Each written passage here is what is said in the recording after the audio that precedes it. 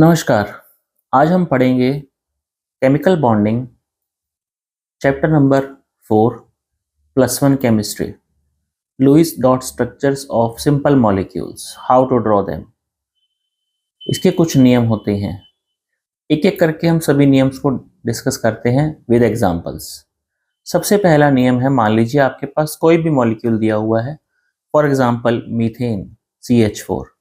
सबसे पहला नियम है count the number of valence electrons of all atoms and add. इसमें जो जो एटम्स हैं उन सभी के वैलेंस इलेक्ट्रॉन्स को काउंट करिए और उसे ऐड कर दीजिए। जैसे इसके अंदर देखिए आप, कार्बन कार्बन का एटॉमिक नंबर हमें पता है 6 होता है, तो वैलेंस इलेक्ट्रॉन्स 4 हो गए। हाइड्रोजन हाइड्रोजन में एक ही वैलेंस इलेक्ट्रॉन होता है, 4 हाइड्रोजन है तो वैलेंस इलेक्ट्रॉन्स 4 हो गए, तो टोटल वैलेंस इलेक्ट्रॉन्स हो गए 4 + 4 8। तो मीथेन में कितने वैलेंस इलेक्ट्रॉन है as a molecule? Total valence electrons are 8। Second, अगर कोई कैटायन है मॉलिक्यूल, तो जो चार्ज कैटायन के ऊपर है उतनी ही वैल्यू आपको टोटल वैलेंस इलेक्ट्रॉन्स में से घटानी है, सब्ट्रैक्ट करनी है। For example H3O+ hydronium ion 3 × H + oxygen. Hydrogen में 1 वैलेंस इलेक्ट्रॉन, ऑक्सीजन में 6 वैलेंस इलेक्ट्रॉन, 3 और 6 टोटल 9 वैलेंस इलेक्ट्रॉन्स हो गए। अगर इसके ऊपर एक पॉजिटिव चार्ज भी है तो उतनी वैल्यू आपको इसमें से माइनस करनी पड़ेगी। 9 - 1 8 वैलेंस इलेक्ट्रॉन्स गिने जाएंगे इसके अंदर, because it is having a positive charge. जितना पॉजिटिव चार्ज होता है उतनी वैल्यू टोटल वैलेंस इलेक्ट्रॉन्स में से माइनस की जाती है। थर्ड रूल, अगर कोई एनायन है तो add the value equal to anionic charge. जो अनायनिक चार्ज है, एनायन का चार्ज है, नेगेटिव चार्ज है, उतनी ही वैल्यू टोटल वैलेंस इलेक्ट्रॉन्स में ऐड की जाती है। For example carbonate ion carbon +3 × oxygen. Carbon के पास वैलेंस इलेक्ट्रॉन्स हैं 4, ऑक्सीजन के पास वैलेंस इलेक्ट्रॉन्स होते हैं 6, 4 + 18 22 हो गए। 22 के ऊपर 2 आपको वैल्यू ऐड करनी पड़ेगी, क्यों? -2 नेगेटिव चार्ज है इसके ऊपर। जितना नेगेटिव चार्ज होता है उतनी वैल्यू ऐड करनी पड़ती है।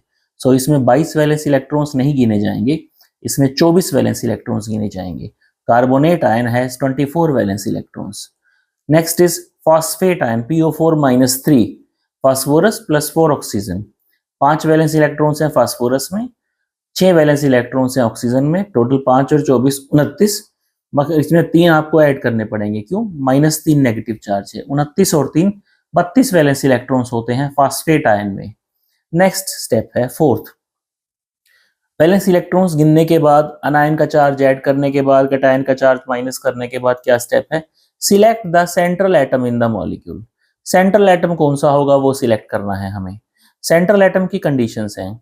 सेंट्रल एटम पूरे मॉलिक्यूल में सबसे कम होता है, लीस्ट नंबर पे जो एटम होगा वो सेंट्रल एटम होगा, लीस्ट इलेक्ट्रोनेगेटिव होगा, लार्जेस्ट साइज होगा या हाईएस्ट एटॉमिक नंबर। इन चारों में से 1 by 1 सबसे पहले आपको देखना है लीस्ट नंबर होना चाहिए, फिर भी कोई कंफ्यूजन है लीस्ट इलेक्ट्रोनेगेटिव होना चाहिए, फिर भी कंफ्यूजन है लार्जेस्ट साइज होना चाहिए उसका, और फिर भी कंफ्यूजन है उसका एटॉमिक नंबर चेक कर लीजिए, सबसे बड़ा होना चाहिए पूरे मॉलिक्यूल के अंदर। एक कंडीशन और है, हाइड्रोजन और fluorine can never be central atom. ये दोनों कभी सेंट्रल एटम बन नहीं सकते। कौन कौन से सेंट्रल एटम मैक्सिमम आएंगे हमारे पास जो हम डिस्कस करेंगे एग्जांपल्स में? Oxygen, sulphur, nitrogen, phosphorus, carbon, silicon and chlorine can be central atom.